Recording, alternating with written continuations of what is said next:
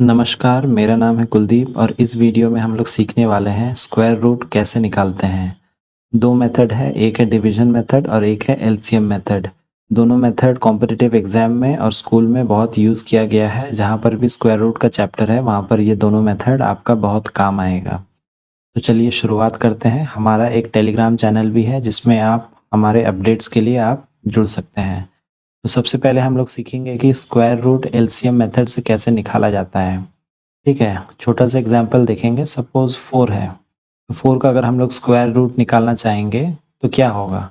ये हमको पता है कि स्क्वायर का 4 का स्क्वायर रूट हमारा 2 होता है। बट यहीं पर अगर बड़ा संख्या दिया जाएगा तो उसको हम लोग कैसे निकालेंगे। सपोज हमारा संख्या दे देगा 1 2 2 5। ठीक है, तो इसका हम लोग एलसीएम मेथड से कैसे निकालेंगे। सबसे पहले इसको हमको एलसीएम करना पड़ेगा। 5 से हम लोग लेंगे 5 2 ज़ा 10, 5 4 ज़ा 20, 5 5 ज़ा 25। ठीक है, उसी तरह से फिर से 5 से जाएगा, 5 4 ज़ा 20, 5 9 ज़ा 45। उसके बाद 7 एंड 7। अब हमें क्या करना है, 1 2 2 5 इसको हम लोग कैसे लिख सकते हैं। इसको हम लोग लिख सकते हैं स्क्वायर रूट के अंदर हम लोग लिखेंगे 5 इंटू 5 इंटू 7 इंटू 7। जो भी यहाँ पर आपका दिया गया है वो आपको यहाँ पर लिखना पड़ेगा। उसके बाद हमें क्या करना है, उसके बाद हमें करना है जो 2 है उसको हमें 1 कर देना है। जो 2 है उसको हमें 1 कर देना है। तो यहाँ पर स्क्वायर रूट कितना हो रहा है, 35। अगर हमें 1 2 2 5 का अगर स्क्वायर रूट निकालने बोलेगा तो उसका आंसर कितना आएगा, 35। समझ में आया। तो इसी तरह से हम और एक करेंगे। सपोज 1024, इसका अगर स्क्वायर रूट निकालने बोला जाएगा तो इसको हम लोग कैसे निकालेंगे। तो 1024 को सबसे पहले एलसीएम करेंगे। एलसीएम करेंगे तो कितना आएगा, 2 5 ज़ा 10, 2 1 ज़ा 2, 2 2 ज़ा 4, 2 2 ज़ा 4, 2 5 ज़ा 10, 2 6 ज़ा 12।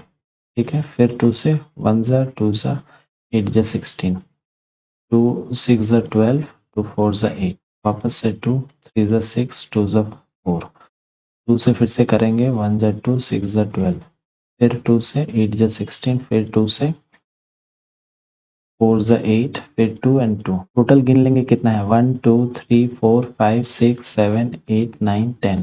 जिस तरह से हम लोगों ने यहाँ पर किया है उसी तरह से हम लोगों को यहाँ पर भी करना पड़ेगा। तो क्या करेंगे, हम लोग इसको लंबा लिख देंगे, 2 इंटू 2 इंटू 2 इंटू 2, 2 इंटू 2।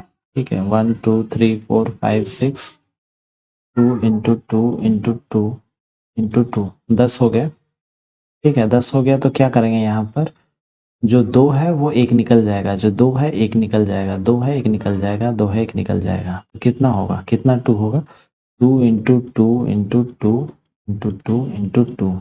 10 था तो उसका हाफ हो गया। तो यहाँ पर अगर 5 2 को मल्टीप्लाई करेंगे तो 32 आता है। ठीक है, ये सिंपल सा कॉन्सेप्ट है, कॉम्पिटिटिव एग्जाम में उतना ज़्यादा यूज़ नहीं होता है ये। सभी लोग डिवीजन मेथड को यूज़ करते हैं। ठीक है, इसके बाद हम लोग सीखेंगे कि डिवीजन मेथड में किस तरह से स्क्वायर रूट हम लोग निकालते हैं। ठीक है, डिवीजन मेथड में किस तरह से हम लोग स्क्वायर रूट निकालते हैं। एग्जाम पॉइंट ऑफ व्यू से आप लोगों के लिए डिवीजन मेथड ही बहुत इंपॉर्टेंट होगा। डिवीजन मेथड थोड़ा टफ है लेकिन उसको एक बार आप अगर समझ जाते हैं तो आपके लिए बहुत ही ईजी हो जाता है ये। ठीक है, तो अब जो हम लोग निकाले थे अभी उसी को हम लोग डिवीजन मेथड में निकालेंगे। डिवीजन मेथड में तो 1 2 2 5।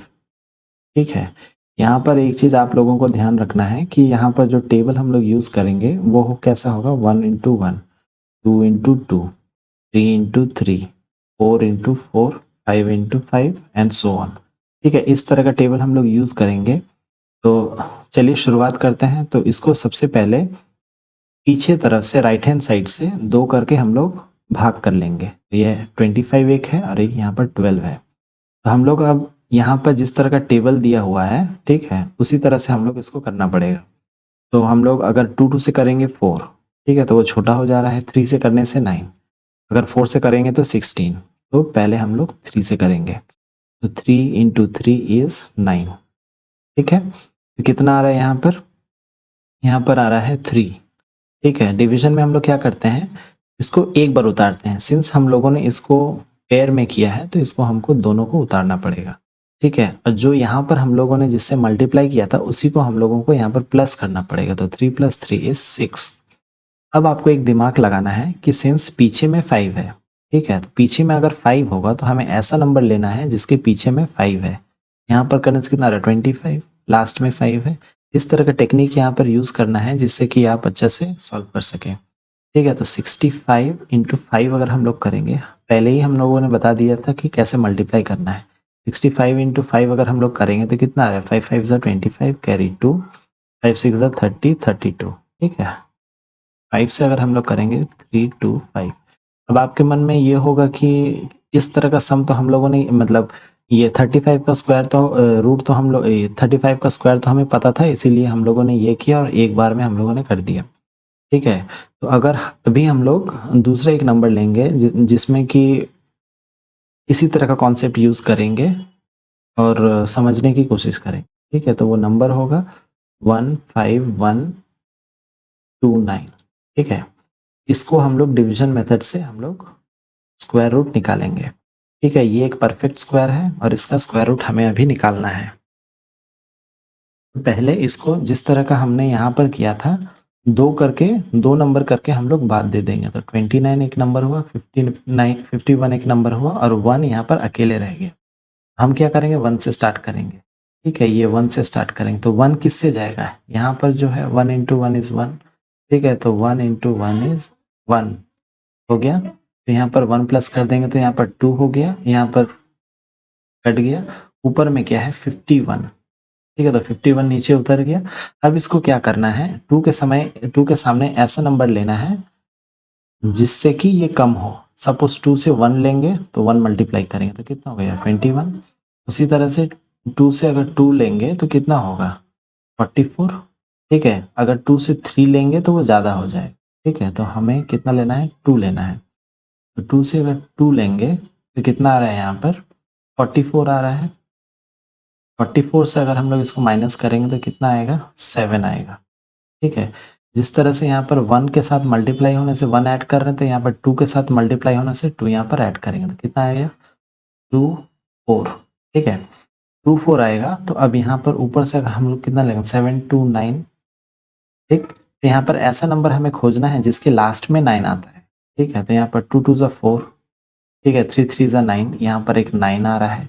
ठीक है, तो इससे हम लोग को देखना है, तो 3 3 से 2 4 3, नीचे में भी 3 मल्टीप्लाई करने से कितना आ रहा है 3 3 ज़ा 9, 3 4 ज़ा 12, 3 2 ज़ा 6 और 1 7। हमारा हो जा रहा है 1 2 3, यहाँ पर भी 3 आएगा तो 7 2 9।